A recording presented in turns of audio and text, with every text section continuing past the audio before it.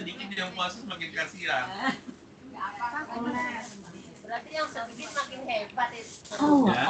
Yang sedikit makin hebat.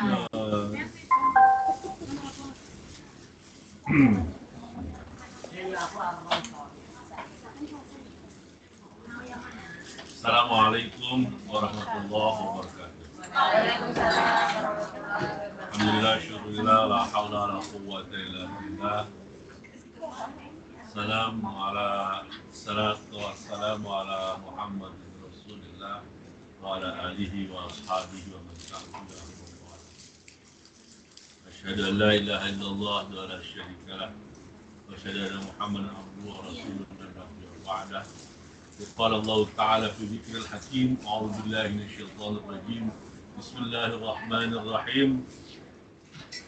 Ahasiban nas ayutraku ayyaqulu amanna wa hum la yuftanun. Sadaqallahul azim wa sadaqa rasulul karim. Rabbi shrah li sadri wa yassir li amri wahlul 'uqdatam min lisani yafqahu qawli. Saya ingin menyampaikan satu hal.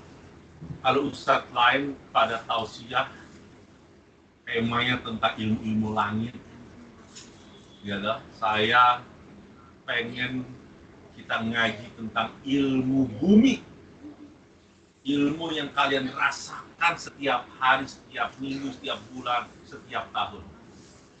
Kemarin saya ngisi di Yunus, ada ibu-ibu udah agak tua, udah hampir tua, udah lama juga di luar negeri, anaknya 3 sudah sarjana semua, 2 orang sudah menikah, sudah punya anak, udah kasih cucu, yang 1 belum. Senang nggak dengarnya? Senang. Kalau saya sedih. Sedih saya. Pasti kalian berpikir, ibu itu juga pasti berpikir, saya akan berjuang nyekolahin anak saya sampai sarjana, sampai dapat ijazah sarjana, benar nggak? Setelah itu saya pengen benar toh? Tapi apa yang terjadi? Saya sampai bilang ke ibu, Bu, jadi ibu nyekolahin anak setengah hidup, bukan setengah mati lagi, sampai dia dapat selembar ijazah sarjana, terus habis itu dia langsung kawin, ya toh? Terus punya anak, terus terbelit dengan persoalan rumah tangga, ya dong, udah punya istri, punya anak, udah pasti rempong hidupnya, belum kerja. Jadi ijazah ini dia sekolah puluhan tahun, mungkin belasan tahun, dapat ijazahnya cuma dipakai buat kawin. Serius, saya ketawain, siapapun yang ngalamin saya ketawain. Kalian anak sampai sarjana, kebayang nggak sampai sarjana? 3 orang, bukan 1. Ada yang punya anak sampai sarjana 1 orang, 1 aja jangan 3. Belum. Ada? Hah? Saya apa rasanya? Nano kan? Ini 3. Begitu lulus punya ijazah kawin. Enggak.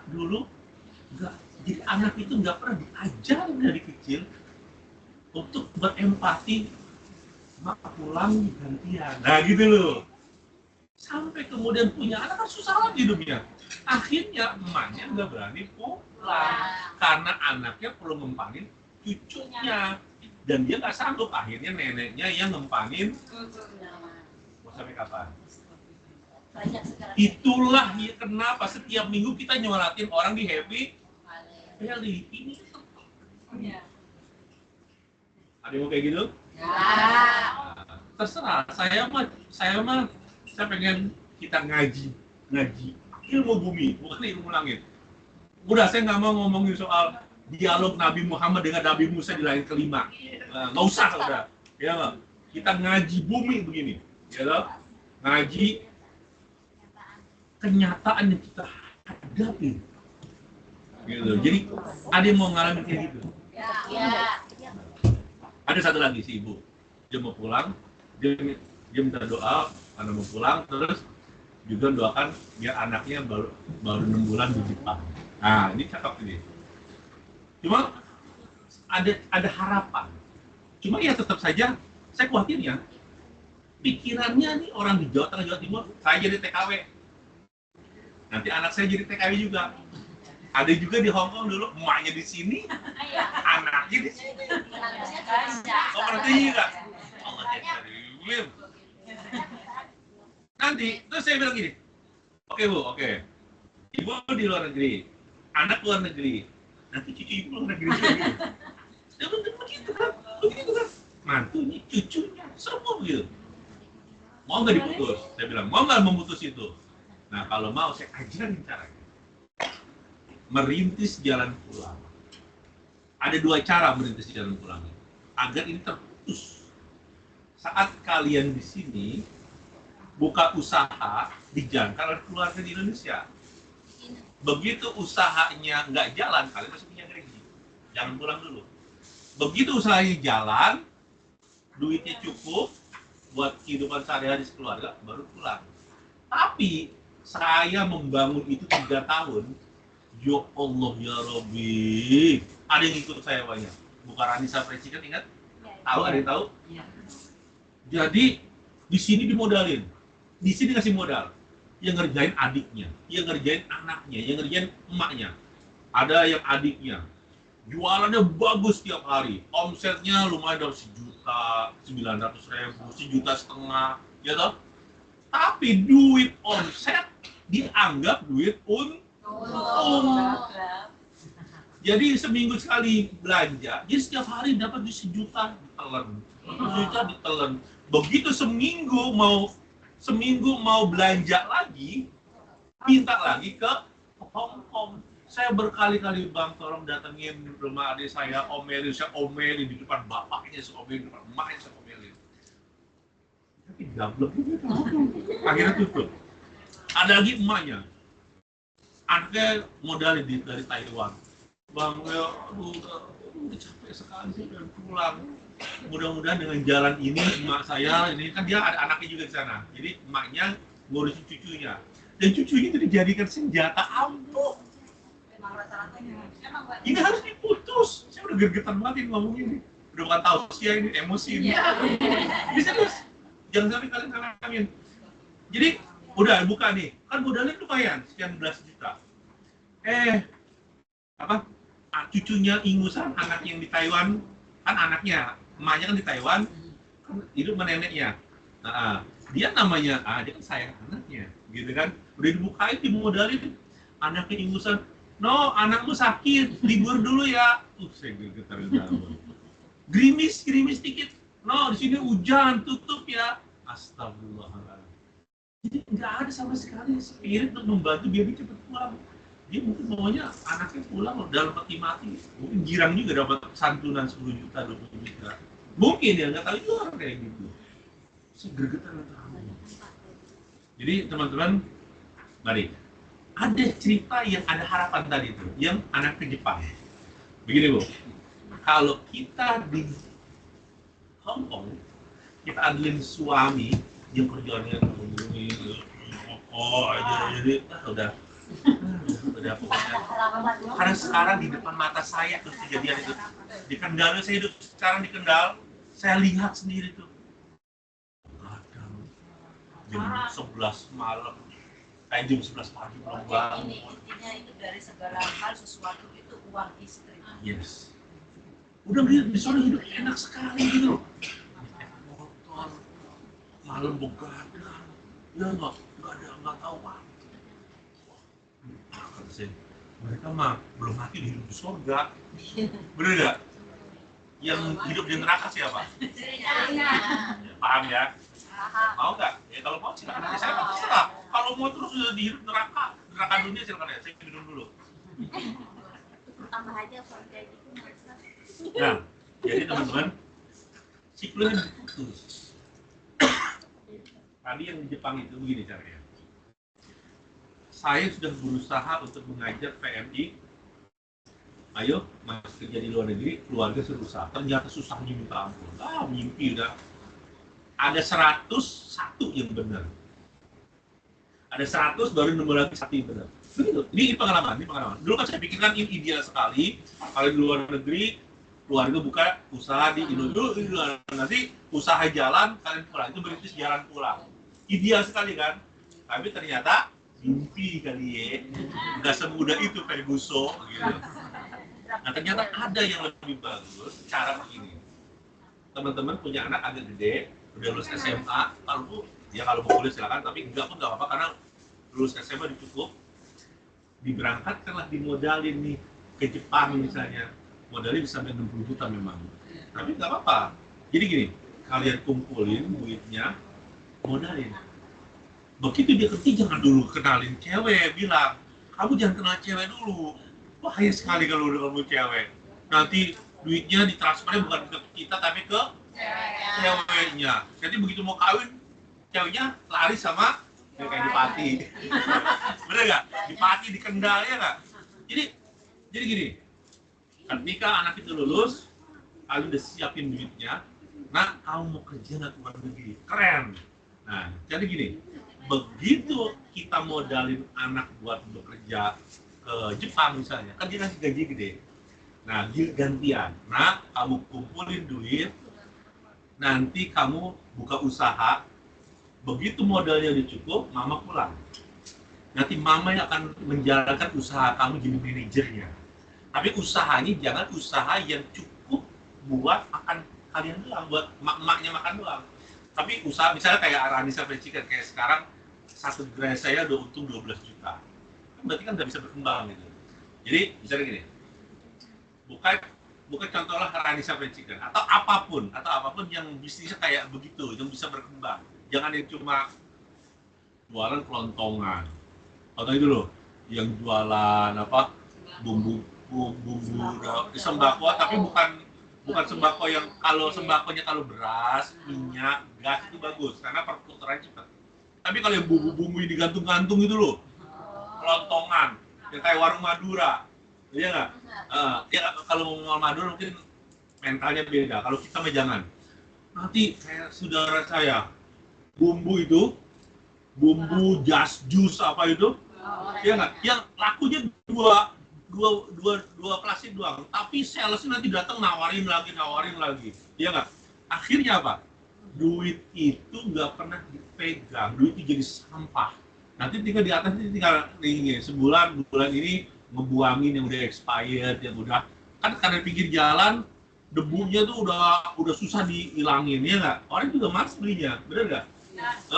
Jadi itu namanya numpuk sampah. Kalau mau jualan misalnya jadi bos beras, kan galon, itu kan muter terus gas, atau kayak saya bisa berpikir karena saya udah bisa membuktikan.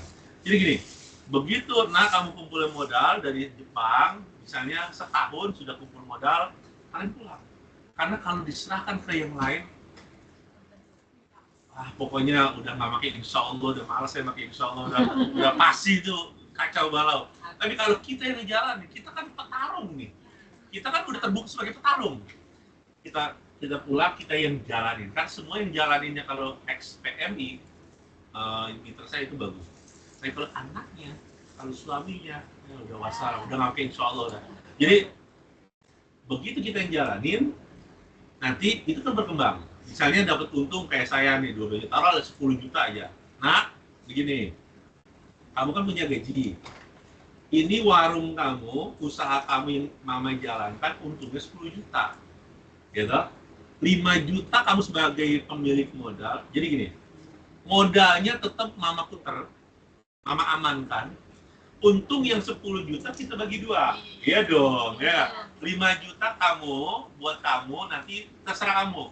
Kamu mau tabung, kirim ke rekening mana, atau mama belikan emas, tapi itu milik kamu.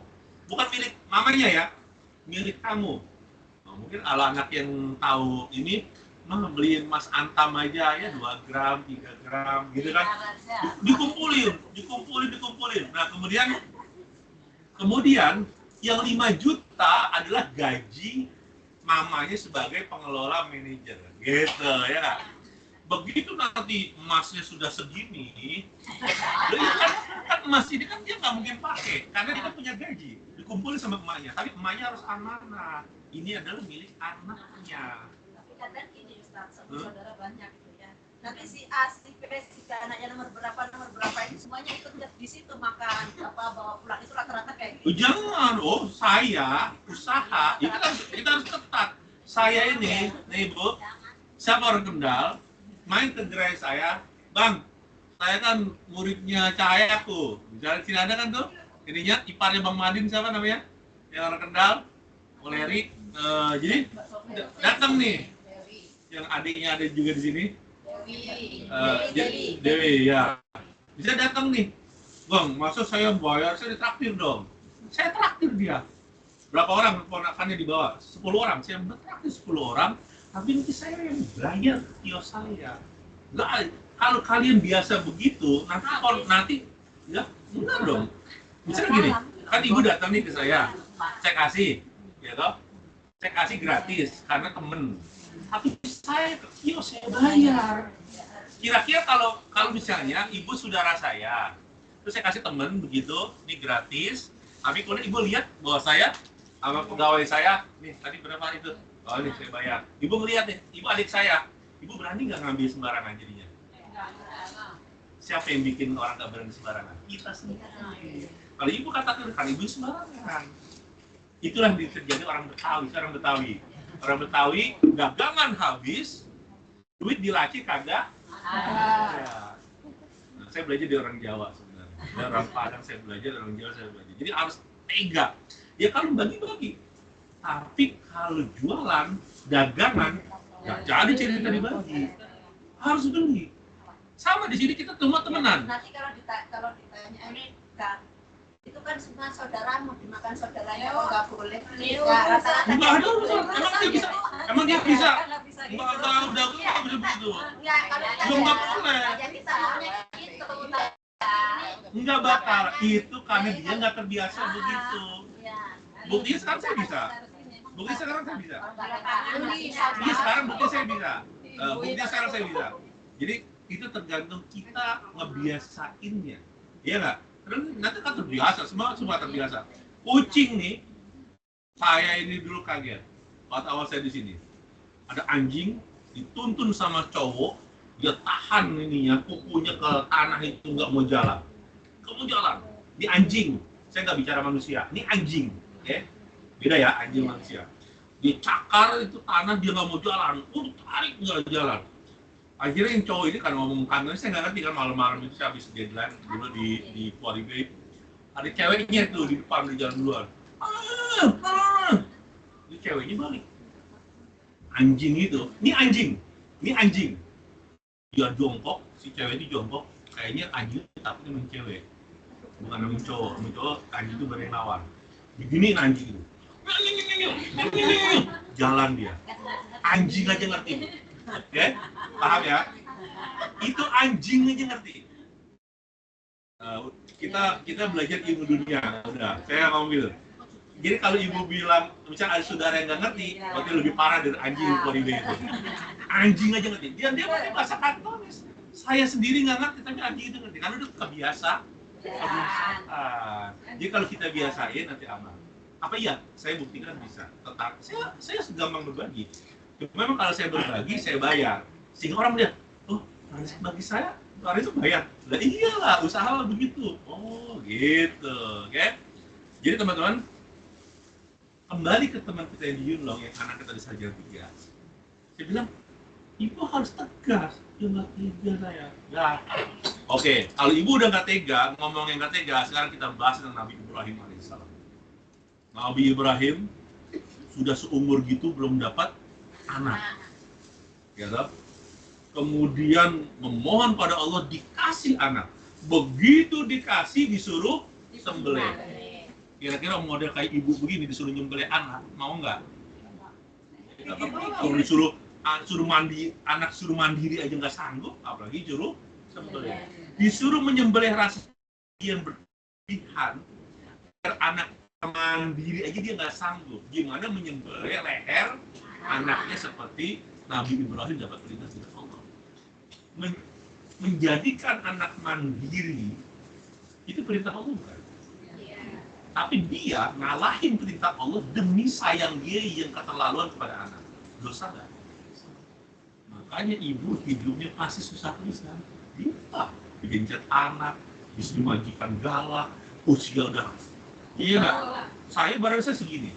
dibanding bonus dan teman-teman, saya ternyata lebih gagal. Iya kan? Iya. Tapi saya kasih tahu, tapi dulu saya capek kerja otak. Saya pernah kerja di sini berhenti di semua. Terakhir saya di Masjid Wancai, pernah tahu. Saya di ISS yang kerjanya kerja otak. Tapi kemudian kayaknya enak nih, kayak yang lain teman-teman saya kerjanya nggak pakai otak, cuma fisik doang. Saya lupa bahwa umur saya sudah segini. Akhirnya apa? Saya kerjain jam 11 malam mulai membersihin bersih-bersih di kayak Bu Neneng, tahu Bu Neneng yang viral itu? Cuma saya di hotel, bersihin kaca yang gede itu, yang restorannya, pakai apa tuh? Yang pakai sabun gitu, pakai yang panjang, terus nanti pakai karet ini, seret gitu. Saya pikir enak, subuh jam 6 selesai, habis itu istirahat tidur. Ternyata nggak sampai sebulan kaki saya udah sakit. Nah, ini benar, kemampuan kita terbatas. Sama, kalau kita anak kita, ya orang dikasih air garam, kan dunia itu keinginan dari kecil diturunin terus, itu gak akan berkurang keinginan itu, benar nggak? Akan menguat, akan bertambah, sedangkan kita kemampuan kita memenuhinya semakin berkurang. Akhirnya saya tanya begini, oke, pasti model kayak gitu gak punya rumah sendiri. Iya, tiga-tiganya udah punya anak, butuh, nanti anak gede butuh kamar. Ketika kamar yang ada kurang, siapa yang bakalan tidur di ruang tamu, terus di dengkulnya pakai balsem, di lehernya pakai balsem, di sini pakai koyo? Itu aja, saya ajak ngomong, ini bahasa dunia, bukan. Saya nggak ngomong soal Nabi Ibrahim ketemu malaikat, enggak, sudah. Ya nggak? Sekarang saya tanya, siapa yang bakalan tidur ketika kamar kurang?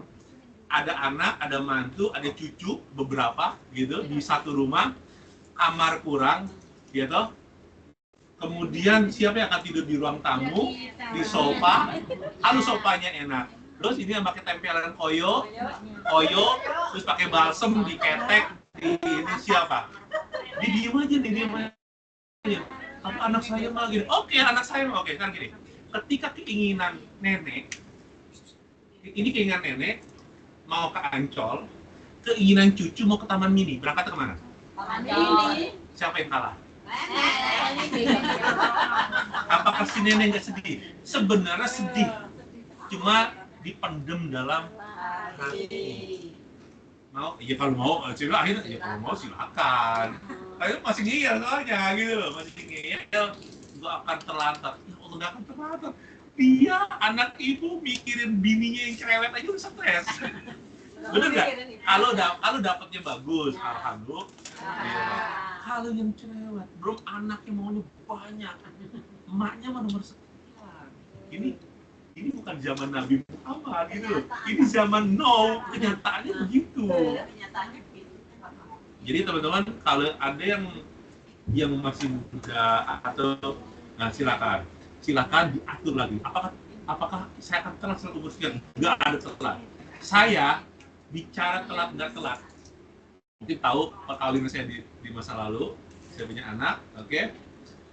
Uang MPF, uang pensiun saya sudah cairkan. Saya sudah buang miliaran, ratusan juta ke pajak. Oke, punya rumah, beli tanah, punya rumah, bikin kontrakan, bikin kos-kosan, beli motor. Saya pikir selesai hidup saya aman. Di Cengkareng sudah pamit sama saya, Mbak, nih mungkin saya akan dikubur nanti kalau mati, saya akan dikubur di Padang, nggak akan dia saya udah pamit begitu. Saya pikir kan itu akan jadi jalan terakhir hidup saya, ternyata kan enggak. Udah habis-habisan di sana, di tabungan saya udah habis, kemudian ya kalau saya masih di sana, mungkin nggak segemuk ini, ya mungkin selangsing ini. Nih saya katakan itu aja. Ini mungkin kalian ada yang ngalamin juga. Kemudian takut. Kalau saya udah kehilangan banyak. Kalau saya nyerah sekarang, saya rugi. Mendingan rugi di titik sekarang daripada masih akan rugi lagi. Udah diperes, kagak keluar air, dipaksa sampai sobek-sobek. Ini serius. Saya nggak cerita tentang orang lain. Saya cerita tentang diri saya sendiri. Oke?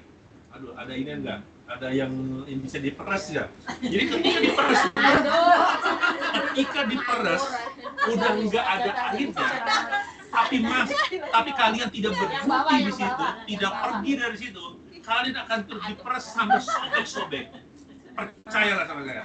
Jadi kalau ada yang nggak berani berhenti saat ini, dia akan terus diperas sampai sobek. Dan saya nggak mau begitu. Dan ketika saya kemudian berhenti di titik ini, padahal umur saya sudah 45 tahun kemarin, saya ambil keputusan bismillah, alhamdulillah. Saya mulai dari nol, sekarang dalam 3 tahun, saya percaya sama pertolongan Allah, saya rajin, padahal udah lemah, udah fisik saya udah lemah. Jadi kalau kalian masih umur di bawah 45 tahun, berarti kekuatannya lebih kuat dari saya. Karena saya kemarin saya memulai dari nol lagi, itu pas umur 45-46 tahun. Sekarang kan saya udah 48-49. Jadi dalam 3 tahun alhamdulillah saya udah punya rumah lagi, udah punya baru beli mobil, udah punya motor 3, udah punya usaha yang setiap bulan saya menghasilkan 20 juta atau 20 juta. Itu artinya, saya bukan mau pamer, artinya ketika kita memutuskan saya selesai dizolimi begini, saya pengen hidup baru, kemudian saya memulai dari nol, masih ada kesempatan berubah. Amin. Nah, jadi teman-teman, seperti tadi saya bacakan di awal, a'udzubillahi minasyaitonirrajim, bismillahirrahmanirrahim.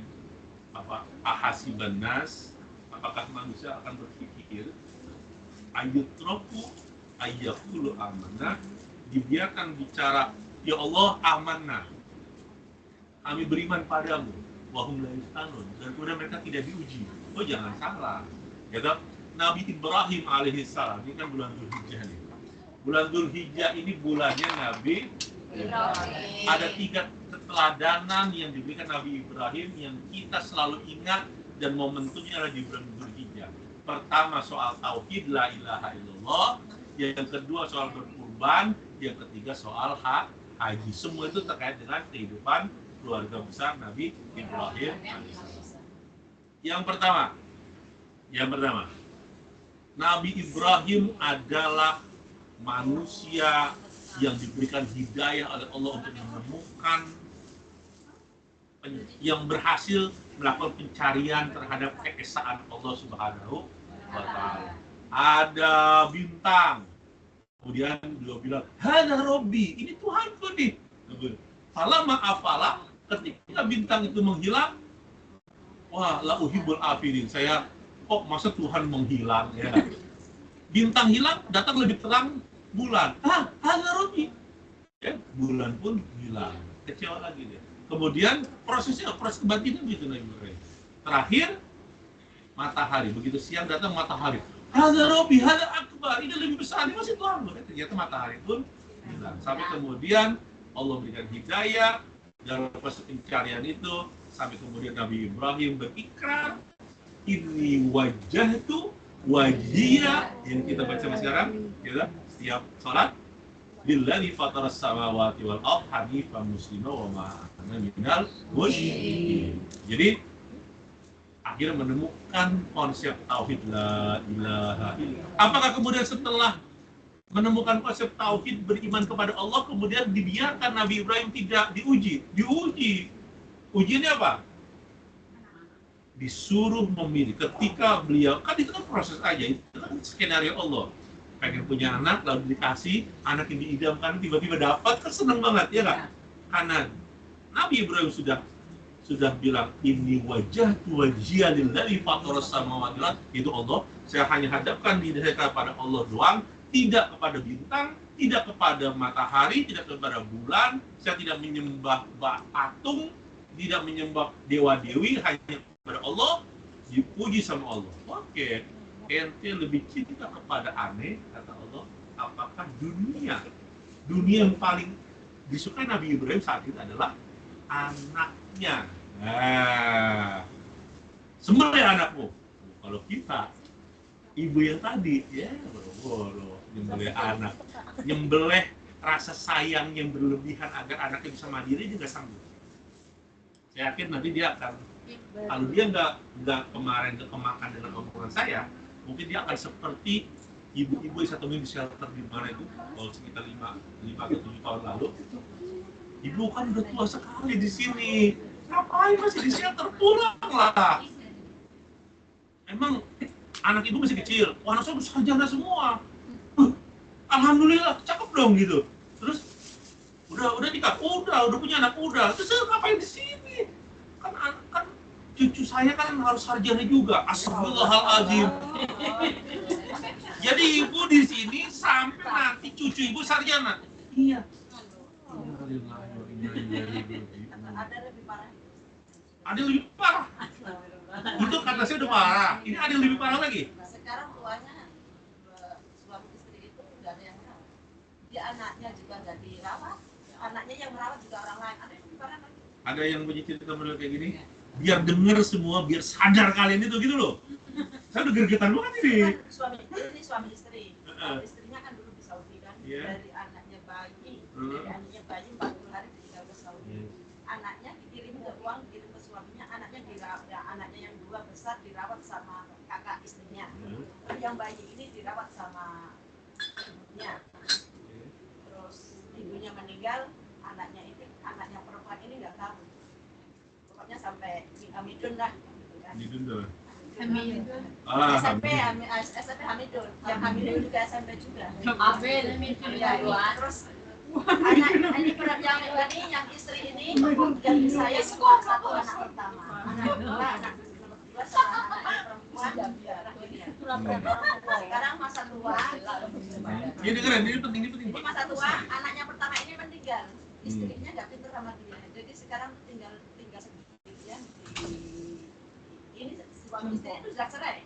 Oh, dicerai. Sudah cerai. Terus ini dan dua-duanya diabaikan oleh anaknya. Dua-duanya sudah tidak bersama, sama-sama diabaikan. Terus neneknya ini kan yang perempuan ini sekarang sudah sendiri. Anaknya itu nggak pernah ada yang nengokin atau nelpon, nggak ada. Baru-baru nengokin ya.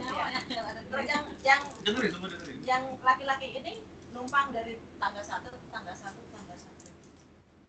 Cerita ini saya pengen keluar dari kalian. Saya tadi itu mensugesti agar keluar sehingga kemudian terbang kesadaran. Kalian mau mengalami itu? Saya mau ikhlas aja, Bang. Silakan. Saya mau ikhlas aja. Saya mau ikhlas demi anak dan cucu saya sampai mati. Silakan aja. Cucunya satu cucunya itu yang disayang bukan dari cucu yang pertama ini. Jadi cucu yang ini itu juga nggak dilihat. Terus sampai sekarang kemarin itu kan sekolah. Dari sekolah itu kan nggak bayar. Ini kan dirawat dari mbahnya kakaknya si nenek ini. Tapi ibunya itu di Singapura nggak mau kirim uang juga. Jadinya putus sekolah juga. SMP putus. Jadi kehidupan kacau balau, dirinya kacau balau di masa tua, keluarganya karena mentalitas itu tidak dibangun dari awal. Ketika dulu awalnya dia memulai kehidupan ini sebelum punya anak, sebelum punya cucu, sebelum anak kawin. Ini kan dekat sama saya, Ustaz, sampai sekarang kan rumahnya dulu dekat kan, dekat sama saya. Kamu nggak usah lihat Bapak Anu, kan memang Bapak Anu kerjanya kayak gitu, memang jarang pulang kan. Kan dia itu nyetek sound system itu kan pindah-pindah jarang korek. Ini jarang pulang. Terus kamu jangan lihat ibumu, jangan yang penting kan jadi anak pang juga. Iya, akhirnya pasti kayak begitu rasanya. Terus anak pang kenal ikut ke Jakarta, kenal bekerja sama orang Cina, itu dia sudah mendapat kepercayaan sama ibunya itu baik-baik itu dulu pulang di rumah dia nggak pernah dikirimin uang. Nah begitu. Jadi teman-teman, ini kehidupan nyata. Apakah nanti ada di antara murid Ustadz Abu dan murid saya di sini yang tuanya tidurnya di sofa ruang tamu, pakai koyo di mana-mana, pakai balsem di mana-mana, kemudian nggak kebagian kamar, nggak megang duit, naudzubillah tuh Mas. Kalau itu tidak mau terjadi, lakukan revolusi dari sekarang. Revolusi berpikir. Jadi gini, sekarang soal duit. Ngasih duit ke keluarga jangan dicicil. Kalian gaji segini, 5.000, ya toh? Langsung aja di awal gajian. Kalau perlu rapat keluarga, kalau perlu semua dikasih. Ini jatah sedekah saya. ini jatah saya kebutuhan di sini. Kan nggak mungkin dong emak nanti baru tanggal 20 gajian tanggal bisa gajian tanggal 1 buat tanggal 20 dari tanggal 20 sampai tanggal 1 kalau men saya emak pakai plastik nggak pakai softtek. Ya mereka harus paham. Kadang-kadang nggak ngerti mereka itu. Mau tahu, biasanya memang nggak tahu. Biasanya mereka bukan orang luar, suami kadang-kadang anak tuh nggak mau ngerti, makanya kita harus bikin ngerti. Cara ngerti itu kan butuh softtek, minimal softtek gitu. Kalau yang lain kan ya odol bisa inilah ya. Ya bisa pakai bata apa. Kali kan nggak mungkin pakai kantong plastik. Ngomong aja gitu, biar nyampe otaknya tuh biar nyampe. Karena kalau nggak ngomong vulgar begitu, nggak nyampe. Oke. Ini buat ayah tersayang, gitu. Ini buat anak, siapa lagi? Dan ini buat saya tabung. Penting ini buat dana cadangan, gitu. Nah, udah dibagi semua. Sudah habis ya, saya gajian hanya sekali, oke? Jadi minta duitnya nggak bisa 2 kali, apalagi 10 kali. Itu, nggak ngerti. Kalau nggak ngerti, kembalikan ke cerita anjing tadi. Ngerti? Anjing aja bisa paham, asal kita didik bertahun-tahun. Nah kalau kita didik bertahun-tahun, nadang ngasih, drama dikit dikasih, kita ngutang-ngutang, ya silakan. Tapi kalau kita mau didik bertahun-tahun dengan gaya anjing tadi sampai ngerti, insya Allah suami, anak, ibu, bapak, adik, kakak semua akan ngerti. Insya Allah pasti akan ngerti. Curhatnya itu loh. Ya gimana? Ya emang kita tuh punya curhatan juga. Biarin dah gini.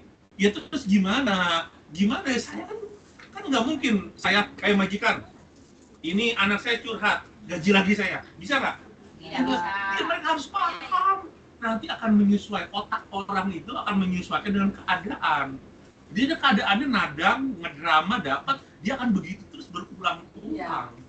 Dan dunianya akan begitu terus. Dari sekarang di-cut, dipotong. Bisa. Anak saya masih kecil, 8 tahun. Kemarin baru saya beli motor. Jumat lalu saya beli motor. Oke. Saya beli motor, saya kasih juga duit seminggu sekali 1 juta.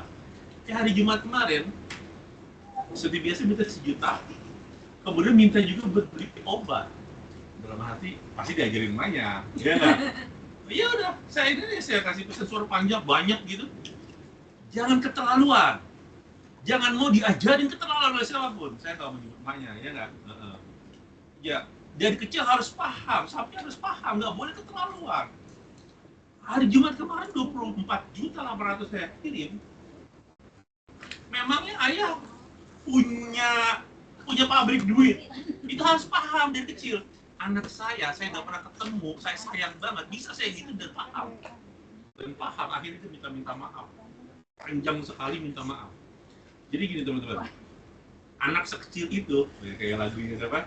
Anak sekecil itu. Itu bisa paham. Akhirnya anak saya minta maaf sebanyak ini. Kirim pesan suara. Itu loh.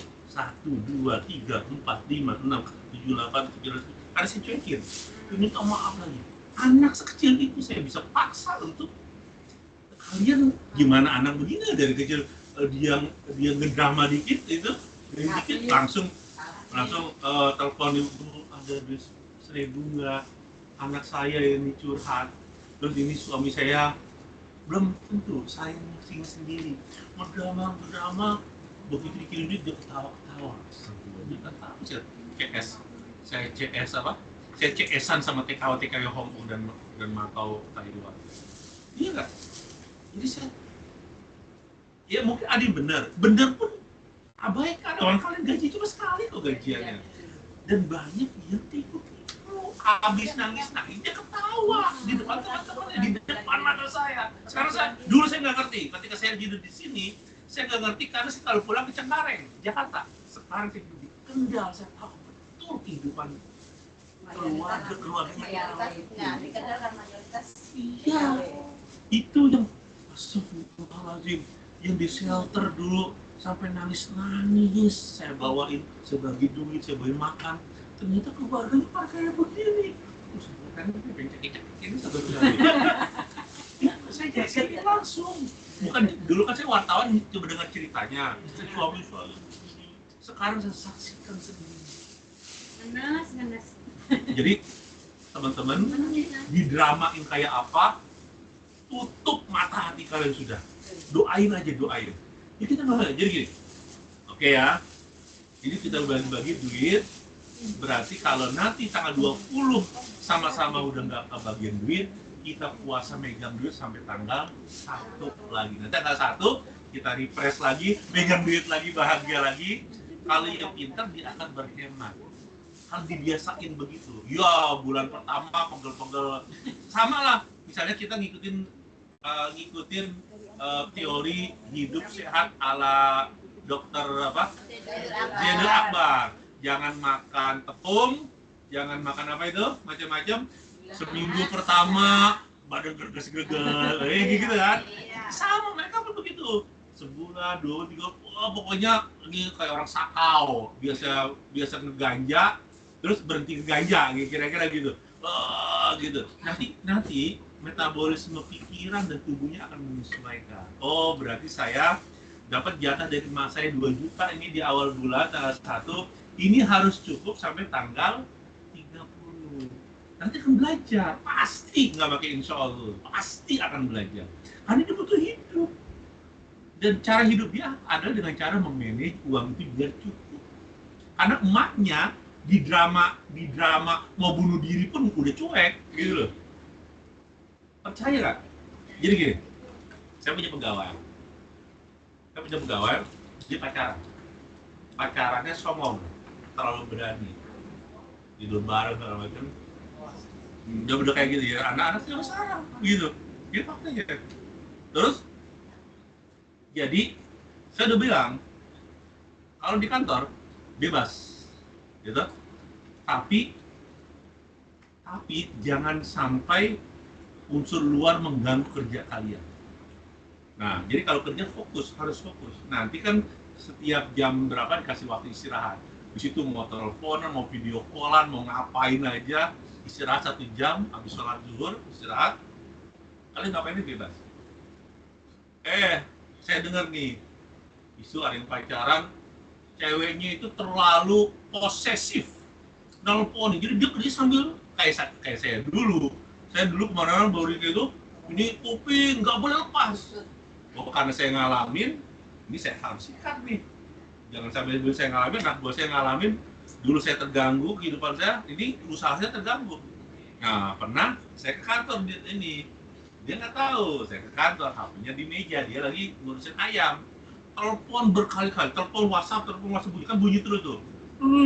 Terus WhatsApp, mungkin karena nggak diangkat dia marah-marah, karena nggak diangkat marah-marah, berpuluh-puluh kali. Wah, pacar, ya kan saya tahu namanya, kan bukan pegawai saya juga pacarnya. Saya angkat, halo, diem.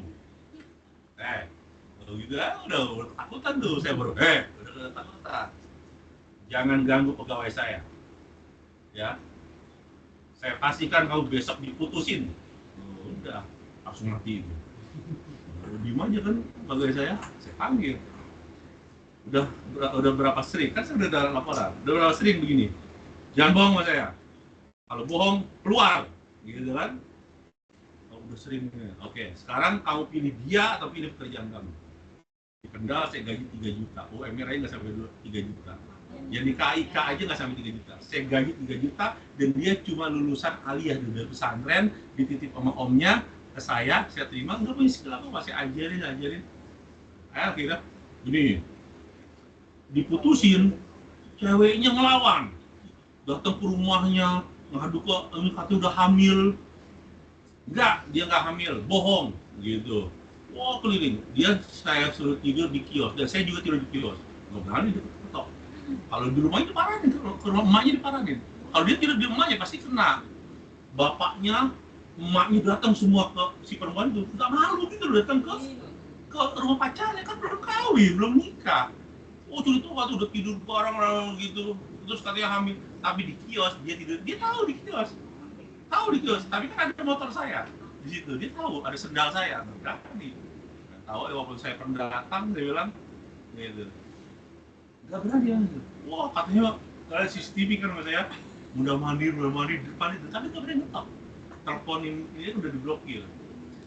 Terus katanya ini ngadu ke sana, ke keluarga si yang laki ini, keluarga saya, katanya mau bunuh diri, biarin bunuh diri. Nanti kalau bunuh dia bener bunuh diri mati, nanti saya nyumbang aqua 2 dus.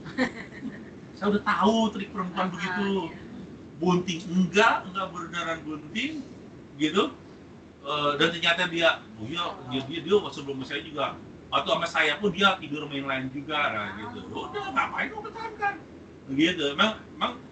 Memang hubungan toksik lah, udah sering ribut gitu. Dia sekarang ada backupnya saya, jadi dia berani.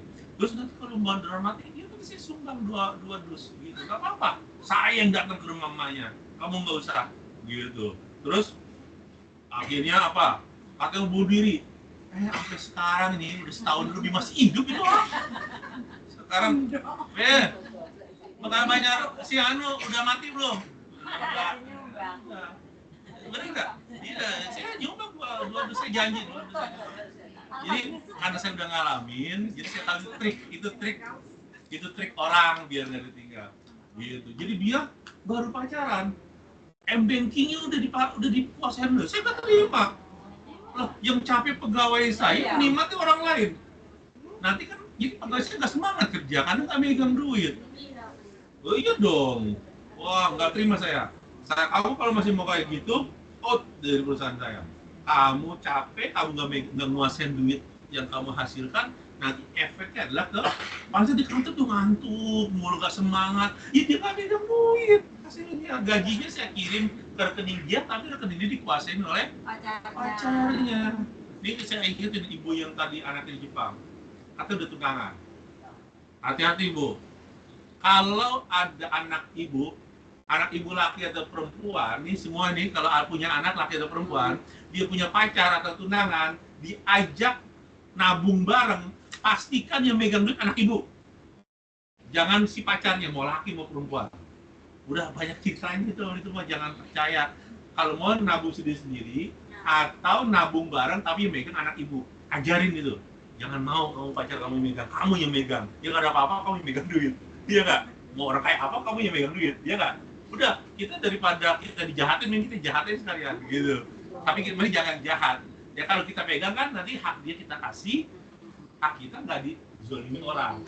Tapi kalau orang lain bisa dijamin begitu? Enggak, zaman sekarang mah enggak. Rayuannya itu. Wah, mamut sekali. Kalau saya insya Allah udah ngomong, karena udah ngalamin kemarin dan nggak mungkin kecemplung di lubang yang sama. Dan saya mau siapapun yang kenal sama saya tidak kecemplung di lubang pernah saya kecemplung. Dan kalau ada yang mau memulai hidup baru, tenang saja. Walaupun usia kalian hampir 50 tahun kayak saya kemarin, buktinya kalau kita yakin, kalau kita tata lebih baik lagi kehidupan ke depan, jangan udah yang lalu mah, tapi sayang loh ini, saya udah miliaran saya kesana. Saya di sini udah uang pensiun itu udah saya tarik semua. Tapi udah, alhamdulillah Allah ganti dengan lebih banyak lagi. Asal kita ikhlas, jangan disuruh. Saya cerita begini bukan buat sayang ya, bukan, tapi karena ingin memberikan pelajaran. Tapi nggak nyesel, enggak. Alhamdulillah enggak. Ikhlasin aja. Dari awal kita ikhlasin. Oke, yang kedua, selain tauhid, teladan tauhid la ilaha illallah, kemudian dengan tauladan yang kedua adalah berkurban. Hati-hati teman-teman, berkurban ini ya. Berkurban ini satu orang satu, dan itu harus dilakukan setiap tahun. Jangan sampai Allah sudah kasih, nih ibu misalnya, saya kasih setiap bulan 1 juta. Jangan 1 juta, saya kasih setiap bulan 10 juta. Setahun berarti saya kasih berapa? 120 juta. Begitu udah setahun, saya bilang, Bu, tolong bantuin saya bayarin utang tagihan saya 3 juta di warung. Saya kasih setahun 120 juta. Sekali setiap tahun saya cuma minta tolong 3 juta untuk bayar, terus ibu nggak mau. Kira-kira besok saya kasih lagi nggak? Enggak. Paham ya? Iya, Pak. Paham ya? Setiap bulan Allah kasih gaji 10 juta sekarang. Setahun 12 kali 120 juta. Terus Allah bilang berkurban untuk saya. Bunuh. Berkurban itu menyembelih. Menyembelih rasa sayang kita berlebihan pada dunia dan harta. 3 juta saja beli kambing. Terus kita nggak mau. Kira-kira kalau misalnya yang jadi Tuhan kita, orang model kayak gitu kita kasih lagi nggak besok? Ya. No way. Mau begitu? Nggak. Mau bilang Oma. Tapi kan sayang. Ini ujian. Kita ini belum disuruh nyembelih anak. Nyembelih leher anak itu loh. Pakai megang pisau. Kan Nabi Ibrahim begitu loh. Dengar kan kita kan? Saya nggak usah ceritain lagi lah. Udah mendengar kan? Pisau udah diasah tajam-tajam biar nggak menyakiti Ismail, ya nggak? Udah ditempelin. Bener nggak? Berani nggak diuji gitu sama Allah? Jangan jujur sih nggak berani. Saya nggak berani. Allah cuma nyuruh nyembelih kita Kita belum sampai ke sana. Allah cuma nyuruh kita menyembelih 3 juta doang setahun. Setelah Allah kasih kita 120 Juta. itu belum lesi-lesi lebaran loh. Bener nggak? Iya. Kalau sampai Allah marah, kurang ajar ini. Iya nggak? Berani nggak kita gitu? Alhamdulillah itu berkurban. Yes, silakan teman-teman. Ya, Rasulullah bersabda, khiyaru ummati, sebaik-baik umatku adalah alladzina yudhahun, mereka yang berkurban. Wasiraru ummati, yang seburuk-buruk umatku adalah yang tidak mau berkurban. Itu kata Rasulullah sallallahu alaihi wasallam. Man kana lahu sa'atun, kata Rasulullah juga, barang siapa yang punya keleluasaan rezeki, walam yudhahi, dan dia tidak pelit, tidak mau berkurban, apa kata Rasulullah?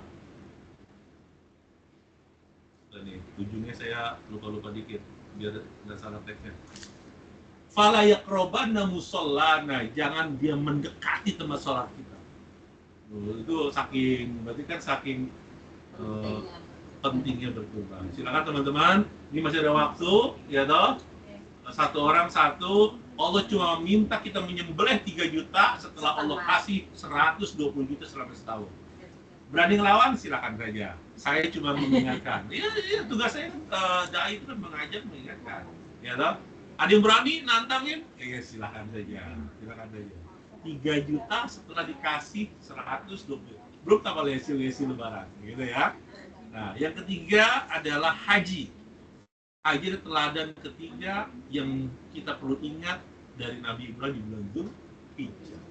Jadi haji itu jadi jangan sampai belum panggilan, nanti dipanggil sama Allah beneran gitu. Jadi panggilnya bukan panggil haji. Udah kesel. Kalau saya jadi misalnya saya menentukan itu, nunggu panggilan, mau panggil bener, panggil ke rahmatullah. Jadi haji itu dari zaman Nabi Ibrahim pernah dengar saya naik ke bukit, udah berseru. Katakan disuruh oleh Allah, wa'adzin fin nasi bil haji. Serukan kepada manusia untuk berhaji. Ya tuh di jalan, dia ada datang, ada yang berjalan kaki. Wa ala kulli dhamirin ya'tina min kulli. Ini udah ribuan tahun yang lalu, jangan nunggu panggilan lagi. Ini orang nyari alasan lagi nunggu panggilan. Iya enggak? Terutama jadi gini ya. Saya kasih tahu, haji itu rukun Islam, oke? Rukun Islam. Haji itu rukun Islam. Jadi bunyal Islamu ala khamsin. Pernah dengar dong? Rukun Islam itu ada 5. Islam ini dibangun dari 5 tiang. Dengan 5 tiang. Jadi, jangan sampai satu tiangnya ini bisa merobohkan agama kita. Apa itu? Syahadati alla ilaha illallah, syahadat anna Muhammadar Rasulullah, pertama syahadat. Kemudian wa iqamis shalah, mendirikan salat, wa ita'iz zakat, wa hajjil bait, man istata'a ilaihi sabila, yang mampu, wa shaumi Ramadan. Oke. Ada di antara kita yang sudah beli rumah baru atau rumah lamanya sudah dicakepin. Oh, pokoknya paling saya kalau ngomong sama istri saya, ini masih rumah TKW. Nah, beda. Rumah TKW di Kendal sama rumah yang tidak ada TKW-nya beda. Bener nggak? Nah, kira-kira begitulah. rumahnya udah bagus, atau beli rumah baru, kemudian yayangnya sudah bergonta-ganti motor dibeliin, dulu Ninja, walaupun buat ngonculin orang gitu. Terus yang terbaru pecekek,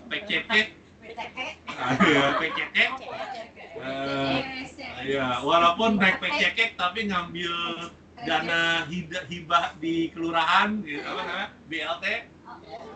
Ada paling murah mungkin apa, Beat Street, gitu. Pokoknya udah gonta semenjak sekolah di Hong Kong.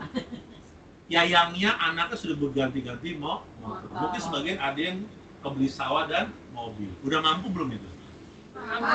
Kalau sudah tergolong mampu, man istata'a ilaihi sabila, maka kewajiban hajinya sama dengan kewajiban haji sama dengan kewajiban puasa Ramadan. Ada yang berani sengaja ninggalin salat? Sengaja, bukan ketiduran. Ada yang berani sengaja kagak puasa Ramadan? Sengaja. Kalau ada sengaja, nah kalau ada yang berani, saya ada yang bisa tabu. Kalau ada yang berani. Saya tanya lagi, ada yang sengaja berani haji, enggak haji, padahal udah beli sawah deh ini. Banyak.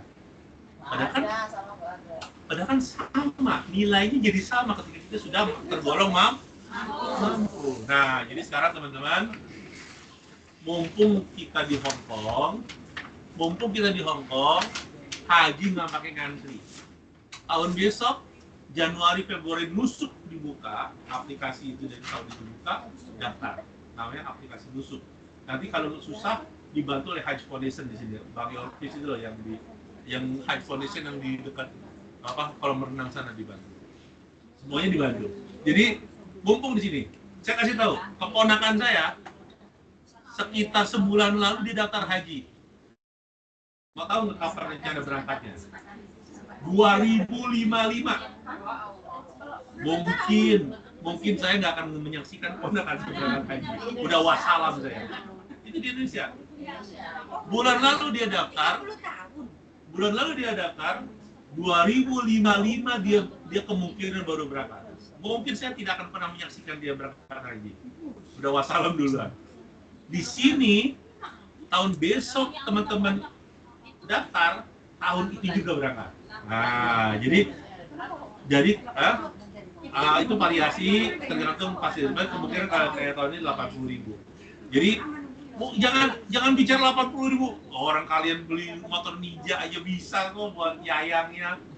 Jadi gini, ilmu dari Ustadz Muhaimin yang saya terima diajarin, niatnya 100%.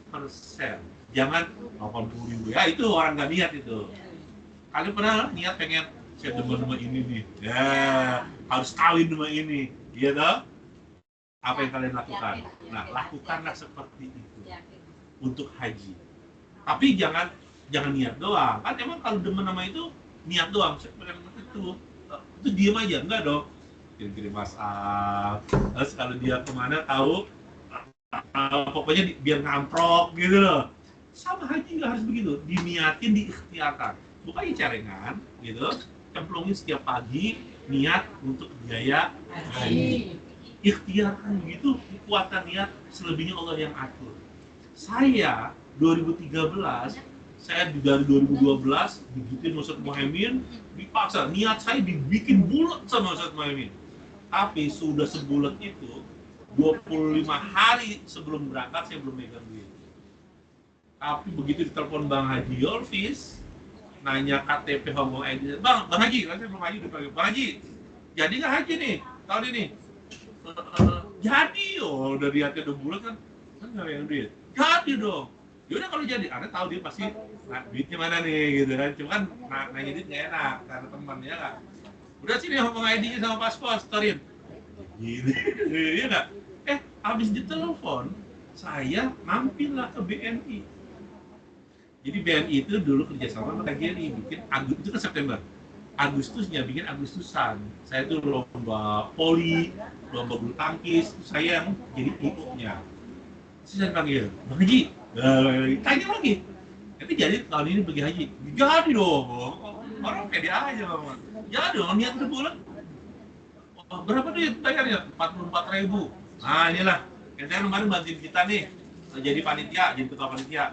Ini kita nyumbang separohnya, dikasih saya 22.000. Demi Allah, kejadian ini. Terus tiba-tiba saya ditelepon dari Jakarta. Dia, ini abang ngasih tahu nih, itu kan empok kita mau operasi, lututnya pengapuran, butuh duit 200 juta. Ini apa, bengkel satu dijual. Lu pada kebagian 30 juta. Wah, udah saya nggak pikir gue 200 ya cuma 30, enggak, karena ini urusan haji, duit kurang kan, ya udah bang, tolong 5 juta dibagi-bagiin ponakan, itu biar pada ngerasain duitnya, 25 juta kirim ke rekening saya, langsung dikirim, langsung di BRI, tolong dong itu 25 juta saya jadi dolar, bener lo, tapi rugi lo, ya nggak apa-apa udah, terus masih kurang.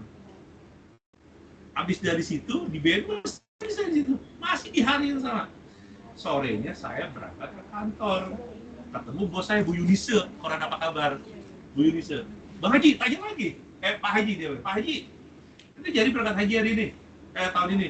Jadi dong, itu udah cukup. Dia tahu loh, orang dia tahu duit saya berapa kan, gajinya berapa.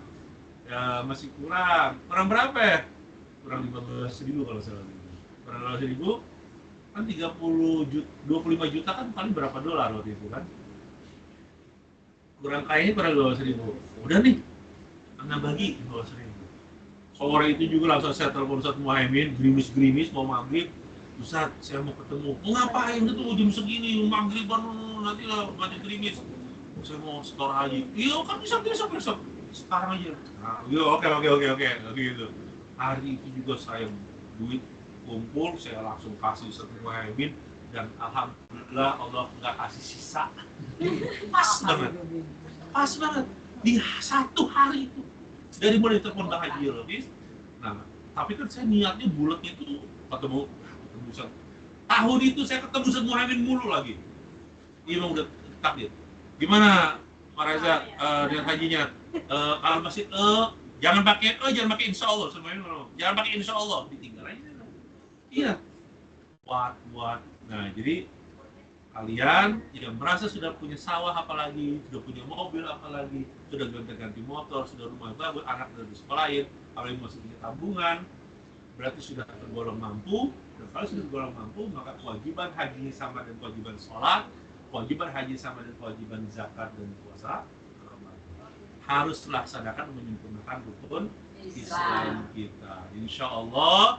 Seperti saya dulu, uang saya pakai buat haji, alhamdulillah September saya berangkat haji, Januari Allah ganti duitnya.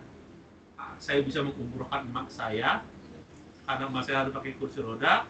Saya kirim juga, berangkat juga adik saya yang perawat, biar bisa ngerawat sakitnya kalau kenapa-napa. Saya juga berangkatkan abang saya laki-laki, biar bisa dorong-dorong segala macam, kan butuh tenaga. 3 orang saya berangkatkan. Padahal kan gaji saya segitu aja. Artinya, kalau uang kita pakai, saya sampai berkesimpulan, kalau ibu niat di Avanza, tapi uangnya dipakai buat haji atau umroh, insya Allah pulang haji, itu bisa kebeli Innova. Insya Allah. Itu pengalaman yang saya alami. Kan Tuhannya satu, masih sama. Ya nggak? Mudah-mudahan Allah memberikan kemauan, kemampuan, dorongan yang kuat di niat kita untuk bisa berhaji, untuk mau menyembelih 3 juta itu buat berkurban setelah Allah kasih ratusan juta setahun, dan mudah-mudahan Allah kuatkan la ilaha illallah kita, bahwa tiada Tuhan selain Allah, tiada yang kita kejar melebihi cinta kita kepada Allah. Itu yang utama, apapun berani kita korbankan. Ala hadiniyah wa kullu niyatin shalihah wa ila hadratil Nabi Mustafa sayyidina Muhammad sallallahu alaihi wasallam wa alihi wa azwajihi wa dzurriyyatihi wa qurrati ashabihi syai'un lillahi lana wa lahumul Fatihah. Alhamdulillah rabbil alamin. إياك نعبد وإياك نستعين اهدنا الصراط المستقيم صراط الذين أنعمت عليهم غير المغضوب عليهم ولا الضالين. Itu dulu yang dapat saya sampaikan. Kalau ada salah yang saya sampaikan mohon dimaafkan. Atau saya orang Betawi model begini kalau ngomong